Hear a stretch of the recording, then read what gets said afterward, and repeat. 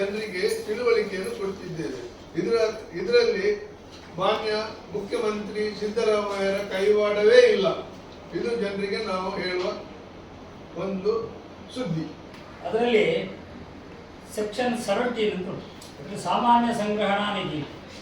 ದೇವಸ್ಥಾನದಲ್ಲಿ ಎಲ್ಲ ಖರ್ಚು ವೆಚ್ಚಗಳು ಹೋಗಿ, ಅಭಿವೃದ್ಧಿ ಕಾರ್ಯಗಳು ಮಾಡಿದರೆ ಅಭಿವೃದ್ಧಿ ಕಾರ್ಯಗಳದ್ದು ಖರ್ಚು ವೆಚ್ಚ ಹೋಗಿ ಏನು ಹಣ ಉಳಿತದೆ, ಆ ಉಳಿದ ಹಣದಲ್ಲಿ 10% ಏನು ಹಣ ಉಂಟು ಅದು ಸಾಮಾನ್ಯ ಸಂಗ್ರಹಣಾ ನಿಧಿಗೆ ಹೋಗ್ತದೆ. ಸರ್ಕಾರಕ್ಕಲ್ಲ, ಸಾಮಾನ್ಯ ಸಂಗ್ರಹಣಾ ನಿಧಿಗೆ. ಅದು ಒಟ್ಟಿಗೆ ದೇವಸ್ಥಾನದ ಅಭಿವೃದ್ಧಿ. ಈಗ ನೀವು 2017ಕ್ಕೆ ಸರತ್ಕುಮಾರ್ ಶೆಟ್ಟಿ ಅವರು ಚಾರ್ಜ್ ತಗೊಂಡಿದ್ದಾರೆ, ವಾಸ್ತುವಾಸನರು ಮತ್ತು ಅವರು ಸೇರಿ ದೇವಸ್ಥಾನದ ಅಭಿವೃದ್ಧಿಯನ್ನು ನೀವೇ ನೋಡ್ತಾ ಇದ್ದೀರಿ. ಅಭೂತಪೂರ್ವವಾಗಿ ಕಟೀಲಿನ ಅಭಿವೃದ್ಧಿ ನಡೀತಾ ಉಂಟು. 2017ನೇ ಇಸ್ವಿಯಲ್ಲಿ ಅಭಿವೃದ್ಧಿ 1,10,86,793 ರೂಪಾಯಿ ಆಗಿದ್ದರೆ ಈಗ 3 ಕೋಟಿಗಿಂತ ಹೆಚ್ಚು ನಾವು ಅಭಿವೃದ್ಧಿ ಕಾರ್ಯಗಳನ್ನು ಮಾಡಿದ್ದೇವೆ. ಸರ್ಕಾರ ಇಲಾಖೆಯಿಂದ ಅನುಮತಿ ಬರುವುದು ನಿಧಾನ ಆಗೋದಿಲ್ಲ.